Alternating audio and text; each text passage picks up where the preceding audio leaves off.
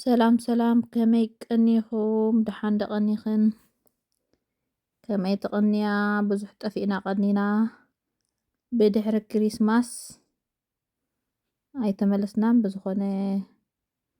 ቪድዮ ዝኾነ ዝሰራሕናን ነዊሕ ጠፊእና ቀኒና ከመይ ቀኒኹም ሎማዓንቲ ሕዝያ መፅእ ዘለኹ ዛብ ስእሊ ትሪኣ ዘለኽን ኣነ ዝጥቀመለን ከካፍለክን ኢለ እታ ሓንቲ ትሪኣ ዘለኽን እዛ ትሪኣ ዘለኽን ማለት እዛ ሻርኔራ ዘለዋ ናይ ስቲም እያ ኩሉ ነፍስኻ ስቲም ትገብረላ ንደቂ ኣንስትዮ ኢለ ፅሒፈያ ኣለኹ ኣብ ወላ ንደቂ ተባዕትዮ ይኸውን እዩ ስቲም እዩ ብጣዕሚ ክትፅብቕ መዓትያ ግዜ ዘይብልክን ብፍላይ ኣብ ዝኾነ ምስ ቆልዑትን ምስ ገለን ወፂኽን ናብ ዝኾነ ስቲም ክትከዳ ዘይትኽእላ ኣብ ገዛኽን ክትጥቀማላ ብጣዕሚ ክትፅብቕ መዓትያ ኣነ ልዕሊ 4 ዓመት ተጠቒመላ እየ ክትፅብቕ መዓትያ ኣብ ገዛኻ ኣብ ደስ ዝበለካ ሰዓት ደቅኻ ደቂስካ ትጥቀመላ ኣብ ዝኾነ ኣብ ቀትሪ ብዝኾነ ማለት ግዜ ኣብ ዘለካ ትጥቀመላ ኢኻ ክትፅብቕ መዓትያ ተጠቐማላ ምስ ኩሉ ሙሉ ምስ ኩርሳ ሪሞት ኣለዎ ምስ ኩርሱ ምስ እቲ ትጥቀመሉ ኣብቲ ስቲም ክተእትዎ ትደልያ ኣብቲ መትሓዚኡ ዝኾነ መትሓዚ ኣለዎ ናይ ማይ ኣብኡ ደስ ዝበለክን ክትገብራሉ ትኽእላ ኢኽን ኣብ ስቲም ክትጥቀማሉ ትደልያ ዝኾነ ማለት እዩ እንደገና ልኻይ ተለኺኽን ዝኾነ ፀጉሪ ክንድኽን ገለ ኣቢልክን ክትኣትዎኣ ትኽእላ ኢኽን ክትፅብቕ መዓትያ መጀመርታ ኣነ እኮ ፈሪሐ ከም ዝኾነ ነገር ተለኺየ ኣየኣትዋኒ ነይረ ሕጂ ግን ድሕሪ ብዙሕ ምልማድ ሕጂ ዋላ ልኻይ ተለኺየ እየ ዝኣትዋ ማለት ክትፅብቕ መዓትያ ተጥቀማላ ኢኽን ብዝያዳ እንዳተጠቐምኩላ ዝቐዳሕክዎ ቪድዮ ኣሎ ገይረ ሸር ክገብረልክን እየ ከመይ ጌርክን ትጥቀማላ ኣበይ ኣብ ምንታይ ትጥቀምኦ ብዝቐለለ መንገዲ ብቪድዮ ከርእየክን እየ እታ ካልአይቲ ከዓ ትሪኣ ዘለኽን እታ ካልአይቲ ትሪኣ ዘለኽን ከዓ ናይ ደቂ ኣንስትዮ ጥራሕ እታ ላዕሊ ዘላ ማለት እዩ ስእሊ እታ ፒንክን ፃዕዳን ዘላ ካብኣ ዘይተሓምቕ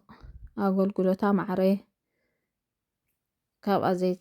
ካብታ ስቲም ዘይተሓምቕ ማለት እዩ ንደቂ ኣንስትዮ ጥራሕ እያ ንሳ ከዓ ትሪኦ ዘለኽን ሪሞት ምስኡ ኮንትሮል ኣለዎ እቲ ምስኡ ዝመፅእ ንብረት ኣለዎ ወላ ሓንቲ ንኽትጥቀመሉ ቀሊል እዩ በቃ ምሻሎ ጥቕሙ ይበዝሕ ኣብ ክትሪኦ ከለኻስ ዘገልግል ኣይመስልን እዩ ብፍላይ ኣዶ ቆልዑት ኣብ ሕርሲ ኣብ ምዕባይ ቆልዑት ዘለና ማለት ደቂ ኣንስትዮ ብሓፈሻ ማለት እዩ ብጣዕሚ እዩ ኣገልግሎቱ ካብ ዋግኡ ንላዕሊ እዩ ጥቕሙ ዝበዝሕ ማለት እዩ ብዘይካ ንጥኑሳት ንኻልእ ደቂ ኣንስትዮ ዝኾነ ንጥቀመሉ ንኽእል ኢና ማለት እዩ ንጥኑሳት ግን ኣይትፍቀድን እያ ኣብ ጥንሲ ጥራሕ ኢና ዘይንጥቀመላ እምበር ኣብ ካልእ ወላ ሓንቲ ክንጥቀመላ ንኽእል ኢና ክትፅብቕ መዓትያ ኣብ ካልእ ግዜ ቪድዮ ገይረ ኣብ ምስታ ሓንቲ ማለት እዩ ምስታ ሓንቲ ኣብ ቪድዮ ገይረ በብመዓልተን ገይረ ከመይ ጌርና ከም ንጥቀመሉ ከርእየክን እየ ምክንያቱ ኣነ ስለዝፈተንክዎ ዝፈተንኦ ብዙሓት ኣለዋ እንታይ ዓይነት ጥቕሚ ኣለዎ ከመይ ረኺብክንኦ እተን ተጠቐምክናሉ ኣብ ኮመንት ፀሓፋ ብጣዕሚ ክትፅብቕ መዓት እዩ ካብ ዋግኡ ኣገልግሎቱ እዩ ዝበልፅ ዋግኡ እውን ክቡር ኣይኮነን ስለዘይንፈልጦ ጥራሕ ዝነበርና ኢና ዘይንጥቀመሉ እምበር ልክዕ ካብ ናይ ዓድና ጡሽ ኣብ ናይ ዓድና ሰብ ይጥቀም ነይሩ ኣብዚኣ ከዓ ብካልእ ሲስተም ገይራ ከዓ ልክዕ ከም ጡሽ እያ ተገልግል ማለት እዩ ጥራሕ እቲ ቦታን እቲ ንብረትን ዝፈላለ እምበር ኣብ ዓድና ንጥቀመሉ ኩሉ ምሳና እዩ ዘሎ ንጥቀመሉ ኣለና ማለት እዩ ስጋብ